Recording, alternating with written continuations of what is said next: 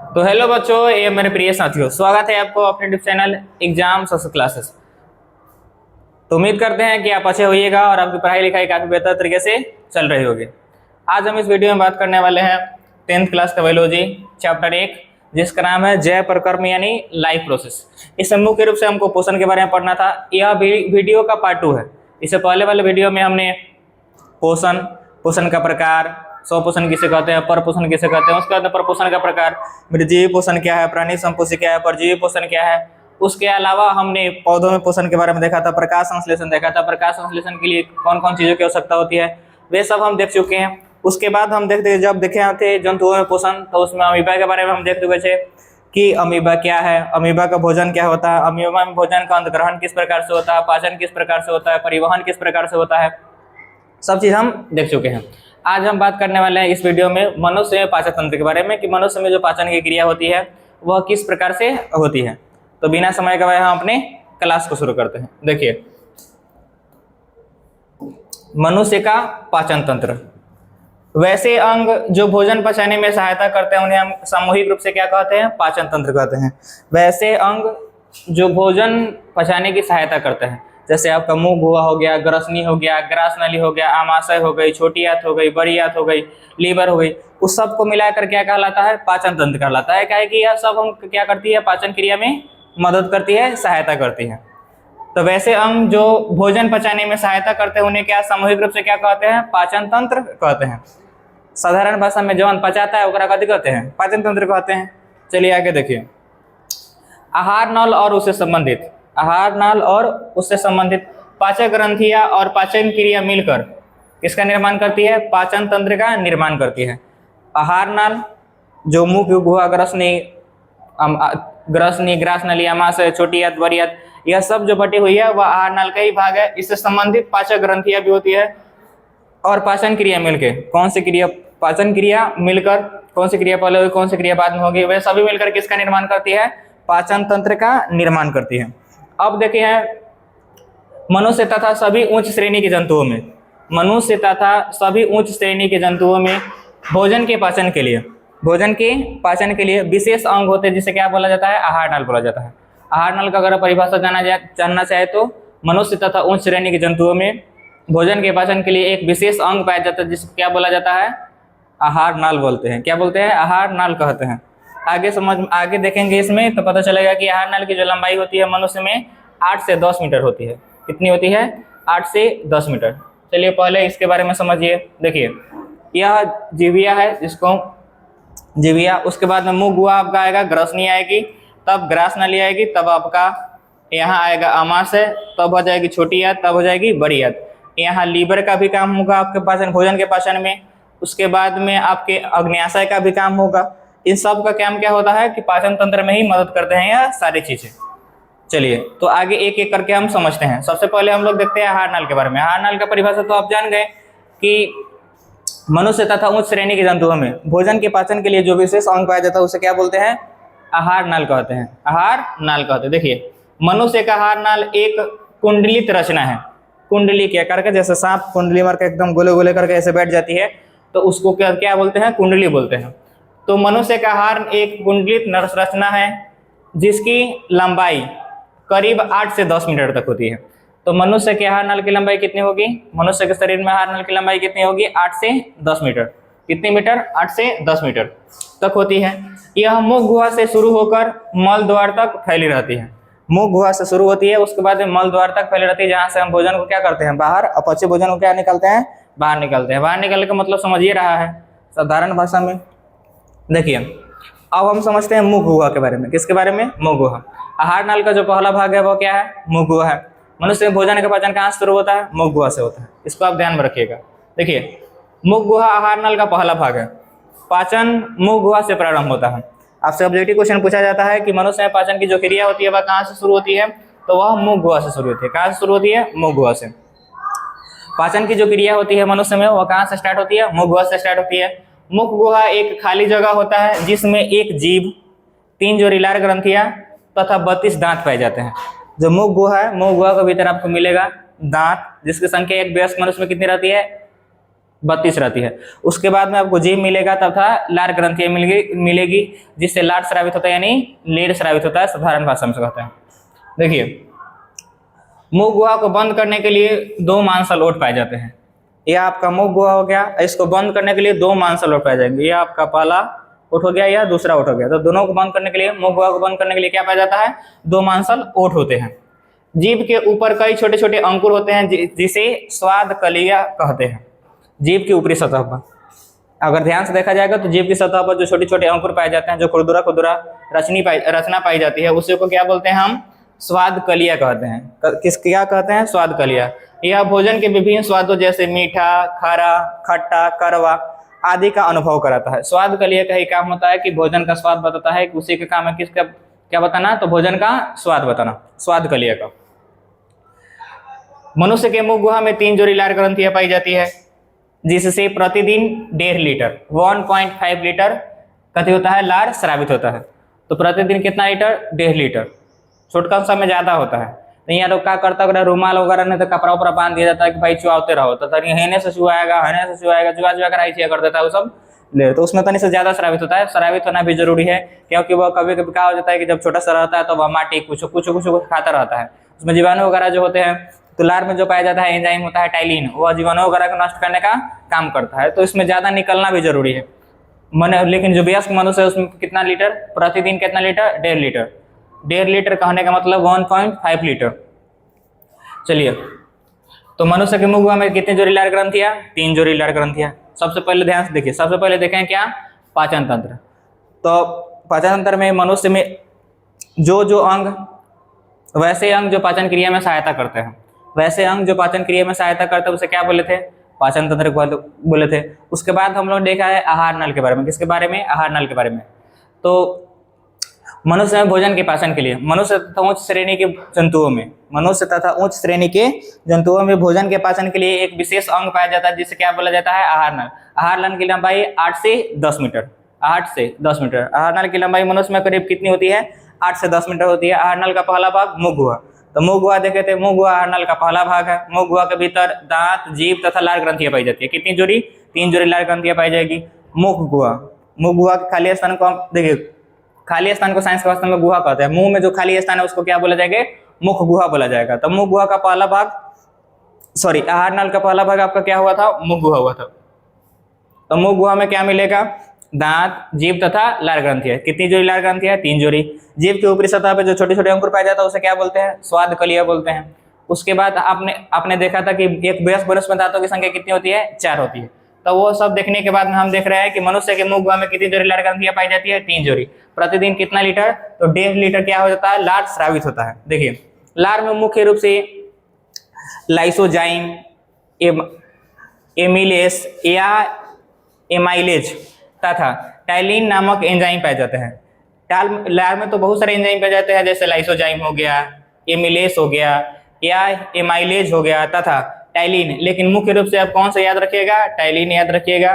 ज्यादातर सवाल जो आते हैं यहाँ से आते हैं कि लार में कौन सा एंजाइम पाया जाता है? तो टाइलिन। लार में कौन सा नामक एंजाइम पाया जाता है? तो टाइलिन पाया जाता है। इसको आप ध्यान में रखिएगा। कहाँ चला गया भाई?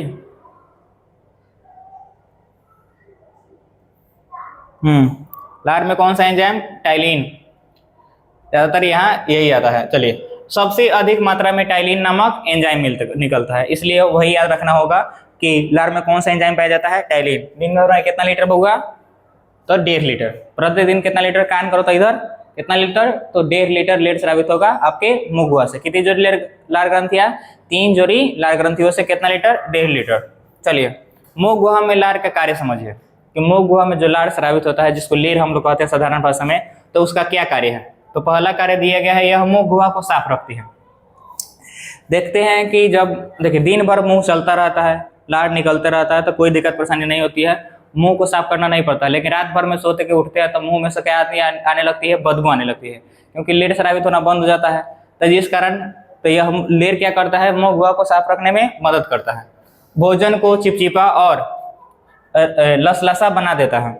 दूसरा कार्य, पहला कार्य तो हो गया ये भोजन को यह मुंह गुहा क्या करती है? साफ रखती है। दूसरा, भोजन को चिपचिपा और लसलसा बना देता है। तीसरा कार्य दिया है, यह भोजन में उपस्थित कीटाणुओं को मार देती है। जो भोजन में उपस्थित कीटाणु एवं जीवाणु वगैरह होते हैं उनको नष्ट करने का काम किसका होता है? तो लार में जो एंजाइम पाए जाते हैं उसी सब का होता है, मुख्य रूप से टाइलिन के। चलिए देखिए, यह स्टार्च को शर्करा कार्बोहाइड्रेट में बदल देता है। जो स्टार्च होता है उसको किस में बदलता है? शर्करा या कार्बोहाइड्रेट में बदल देता है, कि क्योंकि आसानी से ठीक प्रकार से पाचन क्या हो सके। अब आगे देखिए, अब दांत के बारे में समझते हैं। किसके बारे में? दांत। पहले लीर के बारे में हमने क्या देखा था कि देखिए, मनुष्य के मुंह गुहा में जो 3 जोड़ी लार ग्रंथियां पाई जाती है, उन्हीं 3 जोड़ी लार ग्रंथियों से प्रतिदिन कितना लीटर? 1.5 लीटर लार स्रावित होता है। लार में मुख्य रूप से देखिए लाइपेस होता है, लाइसोजाइम होता है, लेकिन मुख्य रूप से कौन सा एंजाइम होता है? टाइलिन। सबसे ज्यादा जो लार में एंजाइम पाई जाती है वो कौन सी होती है? टाइलिन एंजाइम पाई जाती है। तो जो लार होता है उसमें कार्य क्या बताया गया था कि सबसे पहले यह मुंह गुहा को साफ रखती है। दूसरा क्या बोला है कि यह भोजन को चिपचिपा या लसा बना देती है। तीसरा कार्य बोला यह जीवाणुओं को नष्ट कर देती है और भोजन में उपस्थित कीटाणुओं को मार देती है। चौथा बोला है कि यह शर्करा को किसमें यह स्टार्च को किसमें बदलती है? शर्करा या कार्बोहाइड्रेट में बदलती है। अब किसके बारे में जानना है? दांत के बारे में। किसके बारे में? दांत में। दांत में सर्वाधिक मात्रा में कैल्शियम पाया जाता है।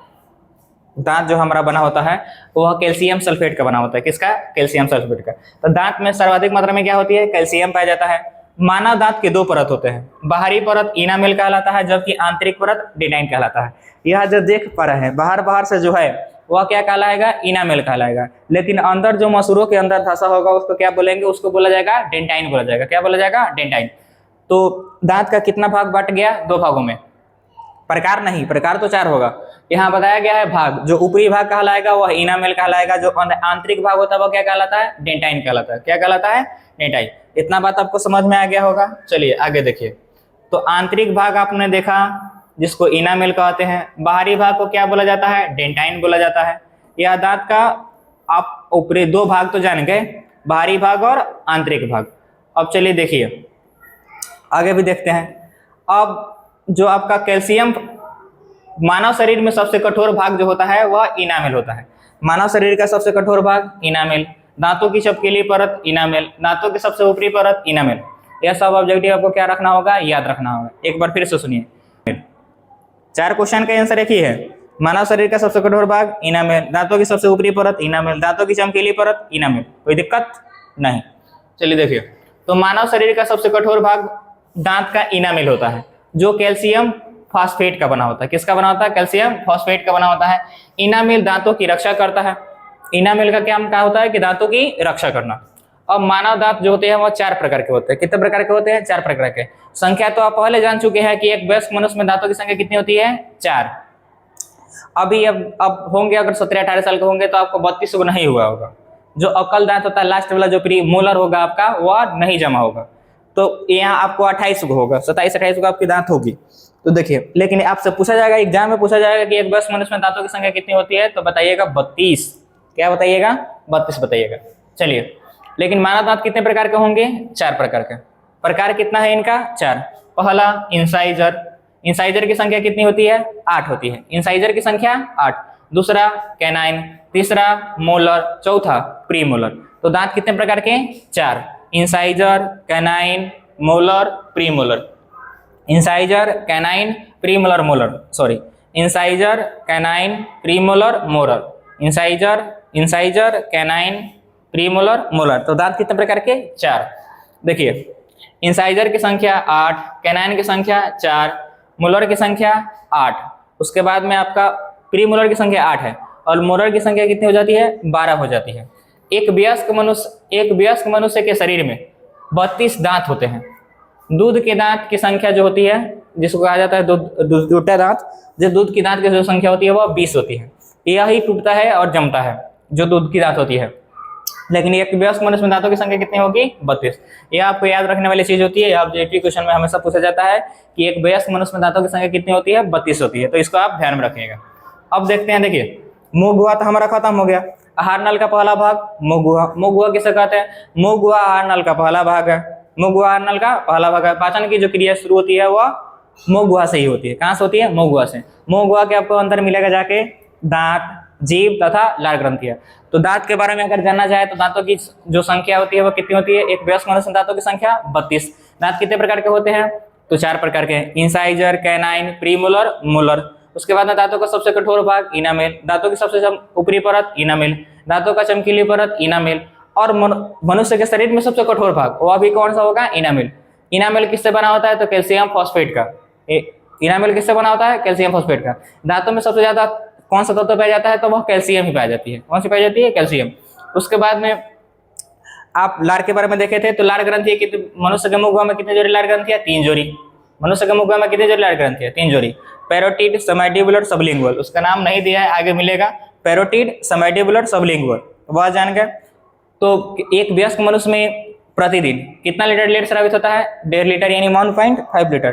ब्लड में कौन कौन सा एंजाइम पाया जाता है? तो लाइसोजाइम होगा, लाइपेस होगा, उसके बाद में एमाइलेस, जिसको एमाइलेस बोला गया था, उसके बाद में है आपका टाइलिन। लेकिन मुख्य रूप से सबसे ज्यादा लार में कौन सा एंजाइम पाई जाती है? तो टाइलिन पाई जाती है। इतना बात आपको याद होगा। चलिए आगे देखिए। अब हम ग्रसनी के बारे में जानते हैं। किसके बारे में? ग्रसनी के बारे में। मुंह गुहा का अगला भाग क्या कहलाएगा? आहार नल का अगला भाग क्या कहलाएगा? ग्रसनी। मुंह गुहा से कहाँ आएंगे? ग्रसनी में आएंगे। कहाँ जाएंगे? ग्रसनी में। देखिए, ग्रसनी मुंह गुहा का पिछला भाग है। मुंह गुहा का पिछला भाग क्या कहलाता है? ग्रसनी कहलाता है। इसमें 2 छिद्र होते हैं। पहला छिद्र जो होता है वह निगल द्वार है, जो आहार नल के अगले भाग ग्रास नली में खुलता है। निगल द्वार कहाँ खुलता है? तो ग्रास नली के अगले भाग, आहार नल के अगले भाग ग्रास नली में, सॉरी, आहार नल के अगले भाग ग्रास नली में खुलती है। दूसरा होता है कंठ द्वार।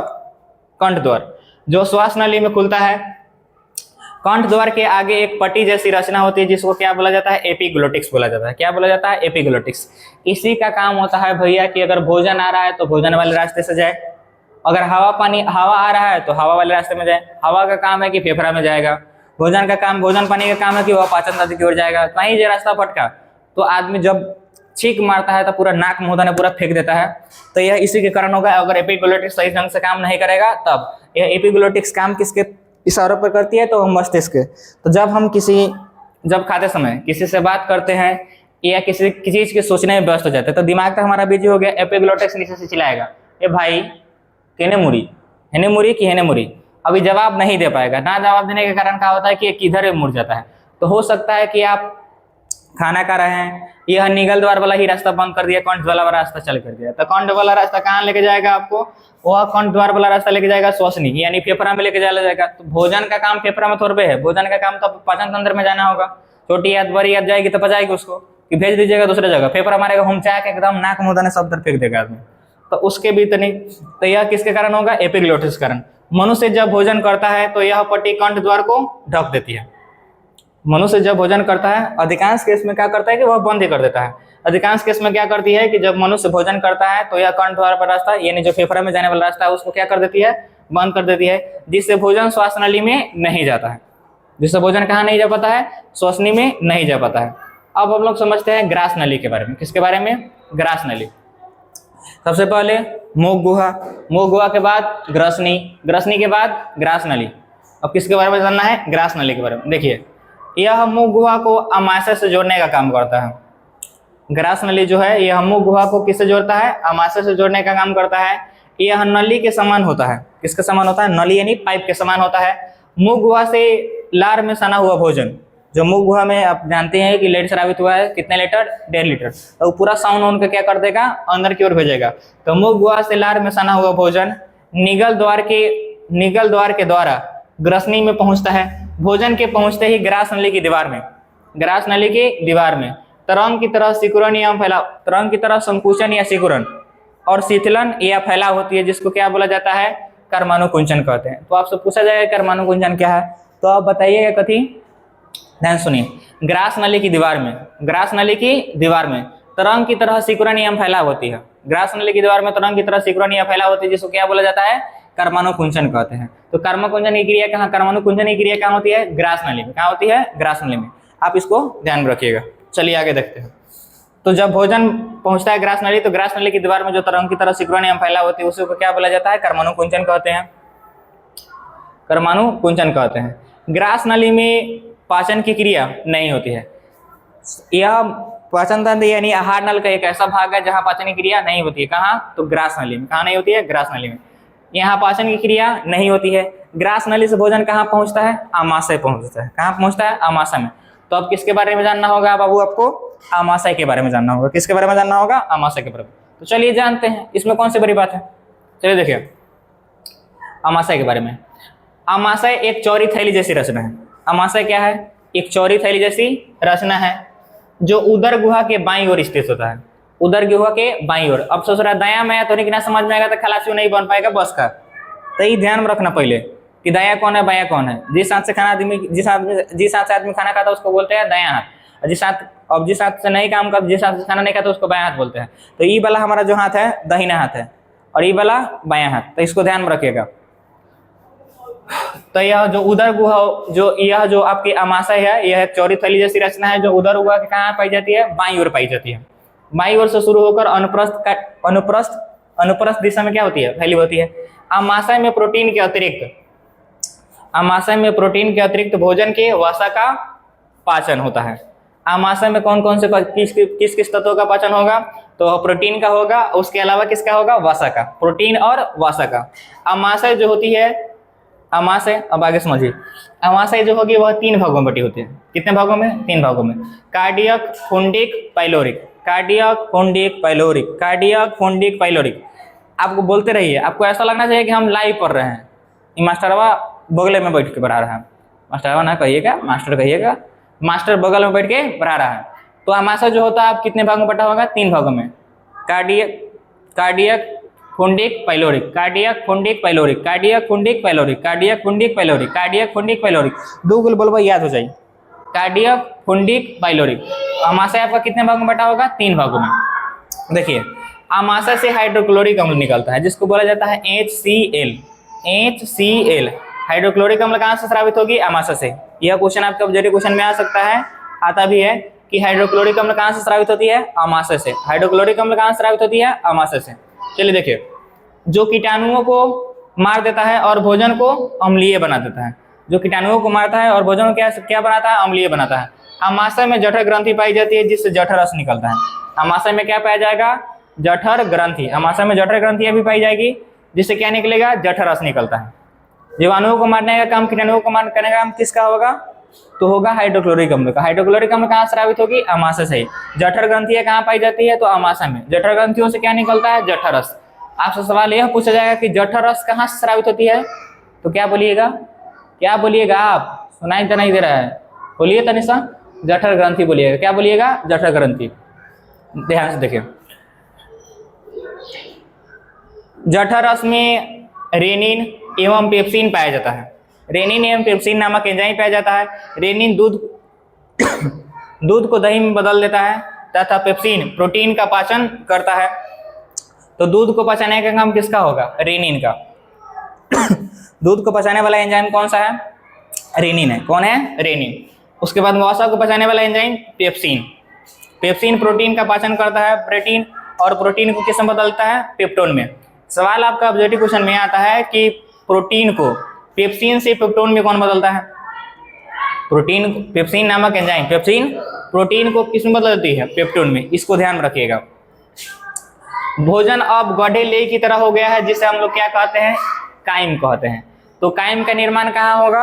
अमाशय में। काइम का निर्माण कहाँ होगा? अमाशय में। जब भोजन लेई के समान गड्ढा हो जाता है तब उसको क्या बोलते हैं? काइम बोलते हैं। क्या बोलते हैं? काइम। तो यह कहाँ बनती है? अमाशय में बनेगी, जिसे काइम कहते हैं। काइम अमाशय से छोटी आंत में पहुंचता है। कहाँ पहुंचता है? छोटी आंत में। तो देखिए अब छोटी आंत के बारे में समझ लेते हैं।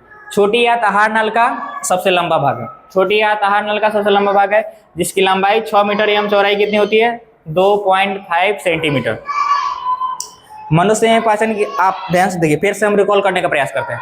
मनुष्य में पाचन की क्रिया कहाँ से शुरू होगी? मुंह गुहा से। मुंह गुहा क्या है? तो मुंह गुहा नल का पहला भाग है जो ऊपरी जबड़े तथा निचली जबड़े में बटी होती है। मुंह गुहा को बंद करने के लिए 2 मांसलोट पाए जाते हैं। मुंह गुहा के भीतर दांत, जीभ तथा लार ग्रंथियां पाई जाती है। दांत कितने प्रकार के? 4। दांत की संख्या 32। दांत का सबसे कठोर भाग इनामेल। दांतों की सबसे ऊपरी परत इनामेल। दांतों का आंतरिक भाग डेंटाइन। बाहरी भाग इनामेल, आंतरिक भाग डेंटाइन। उसके बाद में हम लोग जाना था दांत कितने प्रकार के? 4 प्रकार के। Incisor, canine, molar, premolar, molar. Incisor, canine, premolar, molar. तो दांत कितने प्रकार के हो गए? 4 प्रकार के। दांतों की संख्या एक वयस्क मनुष्य में 32। उसके बाद में हमने देखा था लार ग्रंथियां। तो लार मनुष्य के मुख में कितने जोड़ी लार ग्रंथियां? 3 जोड़ी। पैरोटिड, सबमैंडिबुलर, सबलिंगुअल, याद रखिएगा, parotid, submandibular, sublingual, parotid, submandibular, sublingual, parotid, submandibular, sublingual, parotid, submandibular, sublingual, parotid, submandibular, sublingual. तो कितनी हो गई, कितनी जोड़ी लाल ग्रंथियां हो गई, 3 जोड़ी। लाल से कौन सा एंजाइम, तो आपका टाइलिन होगा, एमाइलेस हो जाएगा, उसके बाद में लाइसोजाइम होगा। यह एंजाइम कहाँ से स्रावित होगा, लेड से, लेकिन सबसे अधिक लेड में कौन सा एंजाइम, लार में कौन सा एंजाइम पाया जाता है, तो टाइलिन। टाइलिन का काम क्या होता है, जीवाणुओं को नष्ट करना। टाइलिन का काम भी बताया गया था कि यह मुंह गुहा को साफ रखती है, उसके बाद में भोजन को चिपचिपा तथा लसेदार बनाती है। उसके बाद तीसरा बोला है कि यह कीटाणुओं का नाश करती है। चौथा बोला है कि यह भाई पाचन क्रिया में क्या होती है, सहायता करती है। तो यह क्या है, अब उसके बाद में हमने देखा था ग्रसनी। ग्रसनी में कितने छिद्र, 2, निगल द्वार और कंठ द्वार। तो निगल द्वार के रास्ते क्या जाएगा, भोजन और पानी, वो कहाँ खुलेगी, तो वह आहार नाल में खुलेगी। कहाँ जाएगी, अमाशय की ओर, छोटी आंत बड़ी आंत की ओर खुलेगी।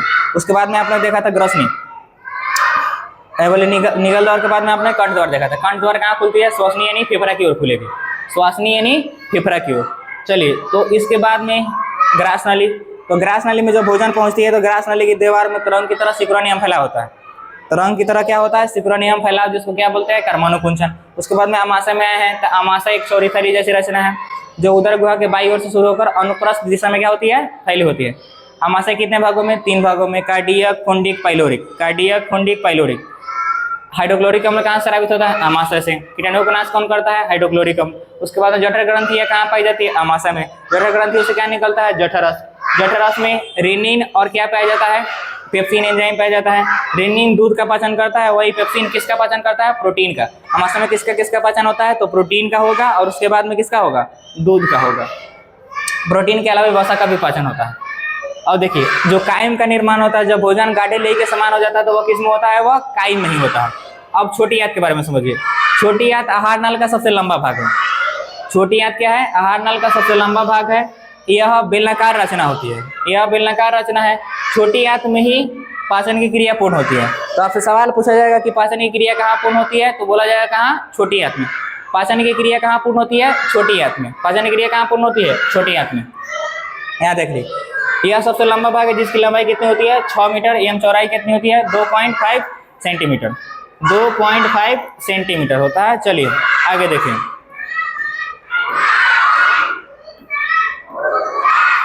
शाकाहारी जंतुओं में छोटी आंत की लंबाई और भी अधिक लंबी होती है। शाकाहारी जंतुओं में छोटी आंत की लंबाई अधिक, और मांसाहारी जंतुओं में छोटी आंत की लंबाई क्या होती है, कम होती है। अब देखिए, छोटी आंत 3 भागों में बटा होता है। छोटी आंत में कितने भागों में बटी होती है, 3 भागों में। अब तो जान गए कि आहार नाल का सबसे लंबा भाग छोटी आंत। पाचन की क्रिया कहाँ पूर्ण होती है, छोटी आंत में। अब छोटी आंत की लंबाई कितनी होती है, छोटी आंत की लंबाई कितनी, 6 मीटर एवं चौड़ाई 2.5 सेंटीमीटर। छोटी आंत कितने भागों में बटी होगी, 3 भागों में। पहला भाग ग्रहणी, दूसरा जेजुनम, तीसरा इलियम।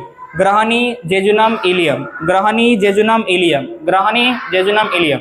ग्रहणी, जेजुनम, इलियम। ग्रहणी, जेजुनम, इलियम। ग्रहणी, जेजुनम, इलियम। तो छोटी आंत कितने भागों में बटी होगी, 3 भागों में। कितने भागों में, 3 भागों में। अब देखिए, ग्रहणी छोटी आंत का पहला भाग होता है।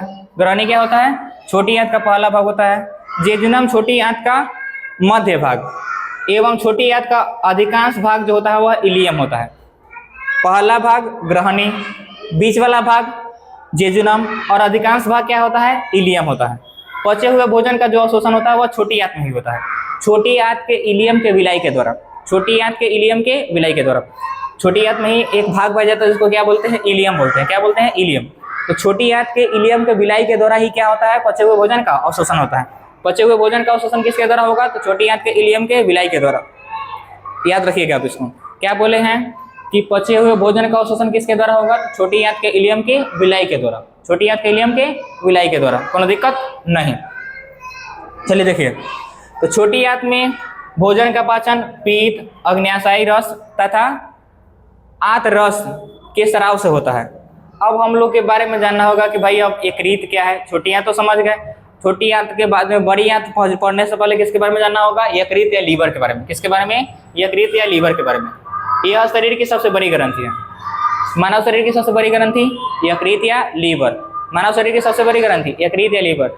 जो हम 2 बार से ज़्यादा बोल रहे हैं उस पर ध्यान देने की जरूरत है। बहुत सवाल आपके बोर्ड एग्जाम में आएगा ही आएगा। तो अगर बोल रहे हैं तो इसका मतलब ही ना समझिएगा कि मास्टर तनिषा घोषकल है, घोषकल ना है।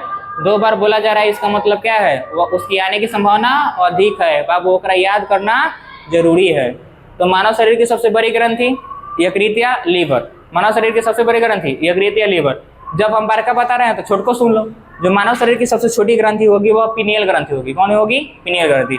इना की गेला याद करके बड़ी ग्रंथि हमारा तो याद है, मानव शरीर की सबसे बड़ी ग्रंथि तो यकृत या लीवर, पूरा चौर में है। आज जाके पूछ लिया कि मानव शरीर की सबसे छोटी ग्रंथि क्या है, लो अब जिंदगी भर रटला मानव शरीर की सबसे बड़ी ग्रंथि, बड़ी ग्रंथि, बड़ी ग्रंथि, एग्जाम में आ गया कथी? छोटी ग्रंथि। आदमी सब पगला देता है, तो उसको भी ध्यान में रखना होगा। तो मानव शरीर की सबसे बड़ी ग्रंथि क्या होगी? वह होगी यकृत या लीवर। तो देखिए यकृत मानव शरीर की सबसे बड़ी ग्रंथि है, जो उदर गुहा के दाहिने भाग में अवस्थित होता है। उदर गुहा मतलब समझ पा रहे हो? उदर गुहा मतलब पेट। उदर गुहा के कहाँ होता है? दाहिने भाग में अवस्थित होता है। यकृत कोशिकाओं से पीत का स्राव होता है। यकृत कोशिकाओं से क्या होता है? पीत का स्राव होता है। आपसे पूछा जाएगा कि पीत कहाँ से स्रावित होती है?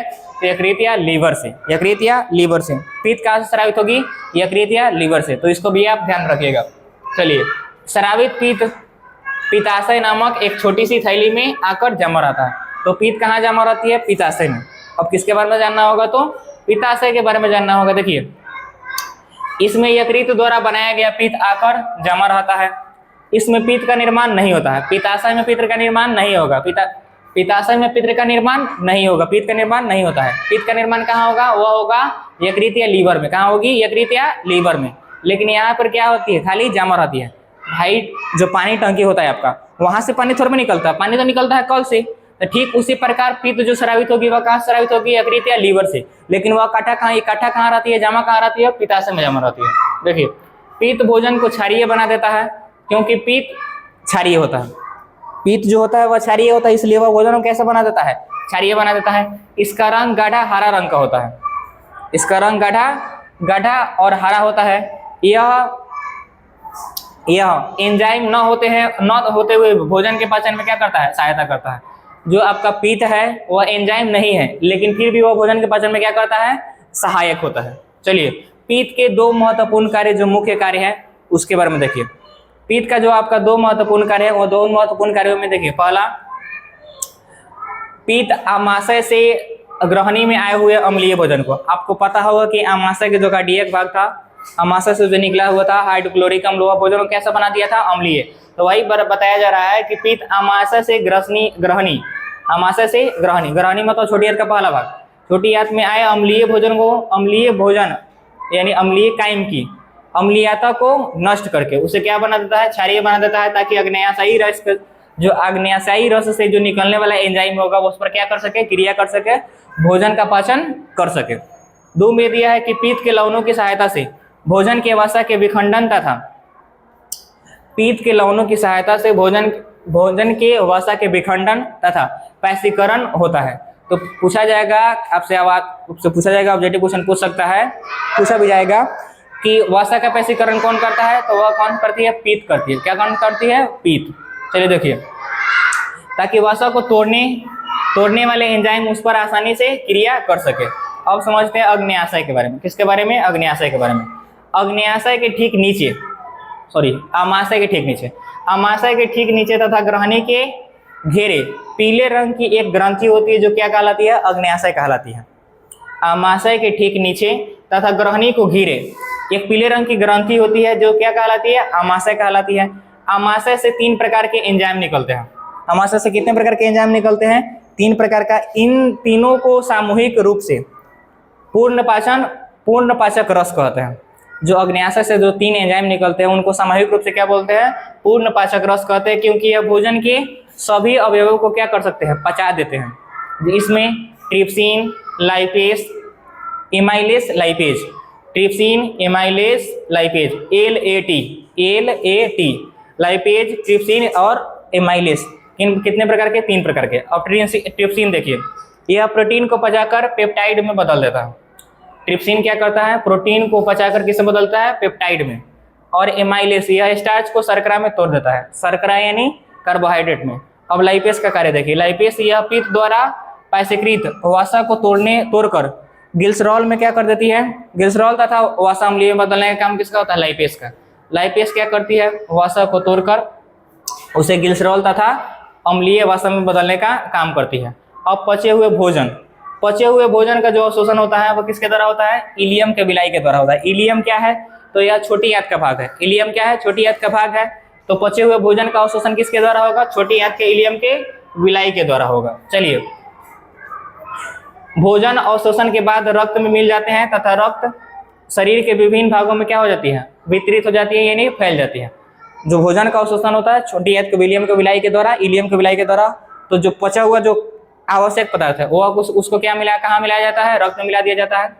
और रक्त में पूरे शरीर में क्या हो जाती है, फैल जाती है। रक्त पूरे शरीर में क्या हो जाएगा, फैल जाएगा। अब देखिए थोड़ा सा और बचा होगा, ज्यादातर नहीं है।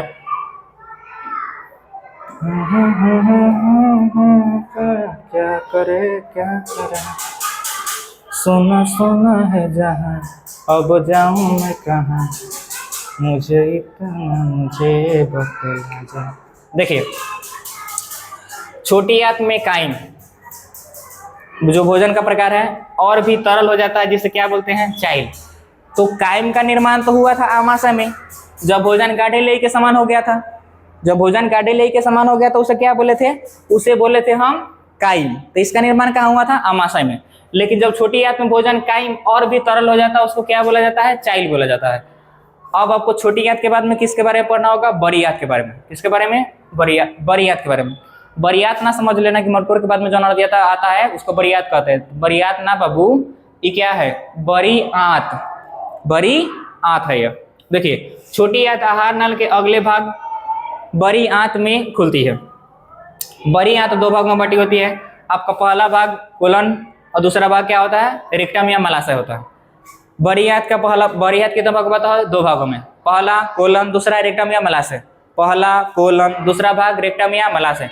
पहला कोलन, दूसरा भाग रेक्टम या मलाशय। तो बड़ी आंत कितने भागों में बटी होती है, दो भागों में। चलिए देखिए, छोटी आंत और बड़ी आंत के जोड़ पर अपेंडिक्स होती है। छोटी आंत और बड़ी आंत के जोड़ पर अपेंडिक्स होती है। मनुष्य के आहार नल में अपेंडिक्स का कोई कार्य नहीं है। तो बोला जाएगा कि भाई अपेंडिक्स का जब कोई काम नहीं है तो अवशेषी अंग कौन है, अवशेषी अंग जिसका कोई कार्य नहीं है, अवशेषी अंग, तो वह क्या कहलाएगा, अपेंडिक्स। क्या कहलाएगा, अपेंडिक्स। मानव शरीर में अवशेषी अंग कौन सा है, अपेंडिक्स। अब अपेंडिक्स का कौन काम है, नहीं है। आहार नल में अपेंडिक्स का कोई कार्य नहीं है। जल का अवशोषण कहाँ होता है, बड़ी आंत में। जल यानी पानी का अवशोषण कहाँ होगा, बड़ी आंत में होगा। आप याद रख सकते हैं कि भोज में देखिएगा कि जब बरियात के दिन भोज आता है तो देखिए कितना पानी ज्ञान होता है। आदमी लेता कितना है, 1 गिलास, पानी से पिएगा और पूरा पानी एकत्र कर देता है, फेंक देता है। तो जल का अवशोषण बहुत बर्बादी होती है। तो हम याद रखेंगे कि जल का अवशोषण जो होता है वह कहाँ होता है, बड़ी आंत में होता है। अंत में अपचा भोजन मल के रूप में अस्थायी तौर पर कहाँ संचित रहता है, रेक्टम या मलाशय में। तो आपसे सवाल पूछा जाएगा कि जो अपचा भोजन होता है वह अपचा भोजन होता है वह कहाँ संचित रहता है अस्थायी तौर पर, तो रेक्टम या मलाशय में, रेक्टम या मलाशय में। अब देखिए, जो समय समय पर मल द्वार के रास्ते शरीर से बाहर निकल जाता है, जब पैखाना आदमी करता है तो क्या हो जाता है, शरीर से बाहर निकल जाता है। मुख्य बिंदु के बारे में समझिए। क्लोरोफिल के कारण पत्तियों का रंग क्या होता है, हरा होता है। यह जो मुख्य बिंदु है वह आपके ऑब्जेक्टिव क्वेश्चन के लिए बहुत ही ज़्यादा इंपॉर्टेंट है, तो कृपया इसे ध्यान से पढ़ें। क्लोरोफिल के कारण पत्तियों का रंग कैसा होता है, हरा होता है। प्रकाश संश्लेषण की क्रिया कहाँ होती है, हरे पौधे में होती है। ग्लूकोज के एक अणु में ऑक्सीजन के कितने परमाणु होते हैं, 6। कितने, 6। C6H12O6। उसके बाद में कार्बन का भी 6। ग्लूकोज में ऑक्सीजन के कितने, 6, कार्बन के कितने, 6, और हाइड्रोजन के 12। मनुष्य एवं अन्य मांसाहारी जीव में सेलुलोज का पाचन नहीं हो सकता है। सेलुलोज के पाचन के लिए आपको रुमेन की आवश्यकता होती है। जो जुगालू करने वाले जीव होते हैं, जो शाकाहारी जीव होते हैं, जैसे गाय हो गया, भैंस हो गया, वो सब क्या कर सकता है, सेलुलोज का पाचन कर सकता है। घास भूसा खाएगा तो पचा लेगा। हम लोग खाएंगे नहीं बचाएंगे। देखते हो ये का कुत्ता जब सोच रहा भूख लगने पर प्लास्टिक को चिपा जाता है, लेकिन हम वो करता है तो प्लास्टिक हगता है। बड़ी अजीब है उसे सबका रास्ता भी। तो मनुष्य तथा अन्य मांसाहारी जीवों में क्या सेलुलोज का पाचन होता है, नहीं होता है। दांतों का सबसे ऊपरी परत क्या कहलाता है, इनामेल कहलाता है। मानव शरीर का सबसे कठोर भाग क्या है, वह इनामेल ही है। दांतों की सबसे चमकीली परत क्या है, इनामेल है। दांत कितने प्रकार के होते हैं, तो 4, इंसाइजर, कैनाइन, प्रीमोलर, मोलर। इसको भी याद रखिएगा। एक वयस्क मनुष्य दांतों की संख्या कितनी होती है? 32 होती है। मुंह गुहा में आहार नल का कार्बोहाइड्रेट का भाग का पाचन होता है। मुंह गुहा में आहार नल के कार्बोहाइड्रेट का भाग क्या होता है? पाचन होता है।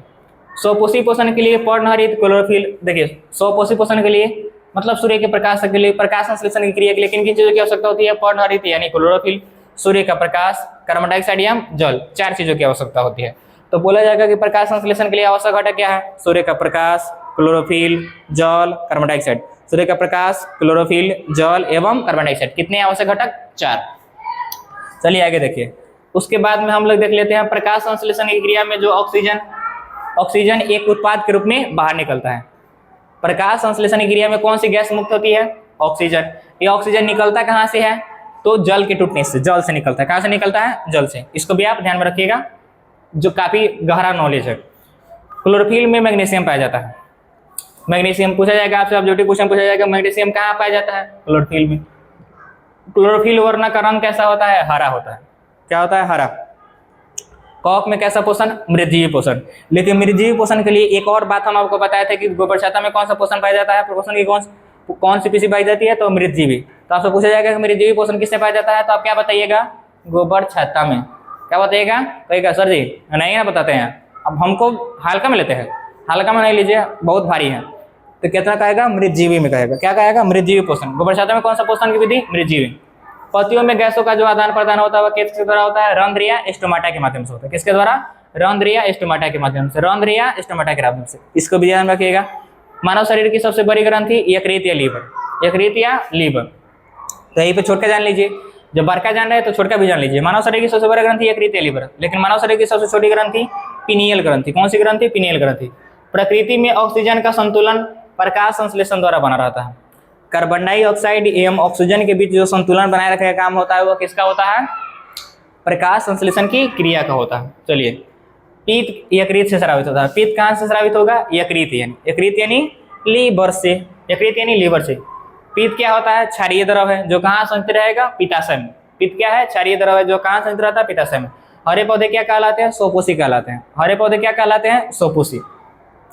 पूरा चैप्टर नहीं भी पढ़ेंगे, अगर इसको समझ लेंगे तो भाई काम आपका निकल जाने वाला है। लेकिन पूरा चैप्टर पढ़ लीजिएगा तो डिटेल यानी सब्जेक्टिव आपका, चाहे वो ऑब्जेक्टिव क्वेश्चन हो या सब्जेक्टिव क्वेश्चन हो, या लघुत्तरीय प्रश्न हो या दीर्घोत्तरीय प्रश्न, आप बनाने के योग्य हो जाएंगे स्वयं। लेकिन ऑब्जेक्टिव के बाद तो भाई यही से आप मुख्य बिंदु से उड़ा दीजिएगा। हरे पौधे क्या? हरे पौधे में कौन सी पोषण की विधि? हरे पौधे क्या कहलाते हैं? स्वपोषी कहलाते हैं। छोटी आंत या सुद्रांत आहार नल का सबसे लंबा भाग है। तो पूछा जाएगा कि आहार नल का सबसे लंबा भाग छोटी आंत। भोजन का पाचन कहाँ पूर्ण होता है? छोटी आंत में। ट्रिप्सिन एंजाइम प्रोटीन को पचाने का काम करता है। जो ट्रिप्सिन एंजाइम होता है वो किसका पाचन करता है? तो आप बताइएगा प्रोटीन का पाचन करता है। किसका पाचन करता है? प्रोटीन का। मनुष्य के आहार नल में अपेंडिक्स एक अवशेषीय अंग है जिसका कोई काम नहीं है। अमीबा में कुटपाद पाया जाता है और कुटपाद की सहायता से ही अमीबा अपने भोजन का क्या करता है? अंत ग्रहण करता है या भोजन को पकड़ता है, जो आगे दिया हुआ। अमीबा अपना भोजन कुटपाद के द्वारा पकड़ता है। कोई दिक्कत नहीं, थोड़ा सा और है। देखिए, जब किसी अभिक्रिया के समय किसी पदार्थ में ऑक्सीजन की वृद्धि होती है तो उसे क्या बोलते हैं? उपचयन अभिक्रिया बोलते हैं। ऑक्सीजन की वृद्धि या हाइड्रोजन का ह्रास, ऑक्सीजन की वृद्धि या हाइड्रोजन का ह्रास, जिस रासायनिक अभिक्रिया में ऑक्सीजन की वृद्धि हो या हाइड्रोजन का ह्रास, उसे क्या बोलेंगे? उपचयन अभिक्रिया। क्या बोला जाएगा? उपचयन अभिक्रिया। चलिए, और जब किसी अभिक्रिया के समय किसी पदार्थ से हाइड्रोजन में वृद्धि होती है, ऑक्सीजन का ह्रास होता है और हाइड्रोजन की वृद्धि होती है, तब उसे क्या बोलते हैं? अपचयन अभिक्रिया। अम्ल का पीएच मान क्या होता है? 7 से कम होता है। सभी जीव जंतुओं के लिए ऊर्जा क्या है? अंतिम स्रोत क्या है? सूर्य है। सबसे उत्तम ऊर्जा का स्रोत सूर्य, और सभी जीवों के लिए ऊर्जा का स्रोत क्या है? सूर्य है। ग्लूकोज का रासायनिक सूत्र C6H12O6। C6H12O6। अमीबा में अधिकांश पोषण किसके द्वारा होता है? अंतग्रहण द्वारा होता है। किसके द्वारा? अंतग्रहण द्वारा। क्लोरोफिल की उपस्थिति के कारण पेड़ पौधों का रंग कैसा दिखाई देता है? हरा। हाइड्रा में स्पर्शक पाया जाता है, उसी से अपना भोजन कथी करता है? वो पकड़ता है। तो पूछा जाएगा कि स्पर्शक कहाँ पाया जाता है? तो हाइड्रा में। न्यूक्लियस जो है, न्यूक्लियस का मतलब होता है केंद्रक। न्यूक्लियस का मतलब केंद्रक। तो न्यूक्लियस शब्द यानी केंद्रक शब्द जो दिया गया था वह रॉबर्ट ब्राउन के द्वारा दिया गया था। किसके द्वारा? रॉबर्ट ब्राउन के द्वारा। प्रसिद्ध पुस्तक द माइक्रोग्राफिया, यह रॉबर्ट हुक के द्वारा लिखी गई है। जिस समय कोशिका की खोज हुई थी उसी समय यह लिखा गया था द माइक्रोग्राफिया पुस्तक। कोशिका की खोजकर्ता, कोशिका के पिता किसे कहा जाता है? रॉबर्ट हुक को। देखिए, पौधों और कोशिकाओं को वैज्ञानिकों का अध्ययन कोशिका विज्ञान कहलाता है। पौधों और कोशिकाओं का वैज्ञानिक अध्ययन क्या कहलाता है? कोशिका विज्ञान कहलाता है। अब आपका फर्स्ट चैप्टर तो खत्म हो गया, आप दूसरे चैप्टर में अगले वीडियो में पढ़ेंगे। तो उम्मीद करते हैं कि आपको यह वीडियो अच्छी लगी होगी। अगर अच्छी लगी हो तो लाइक शेयर और सब्सक्राइब जरूर करें। मिलते हैं अगले क्लास में, तब तक के लिए जय हिंद।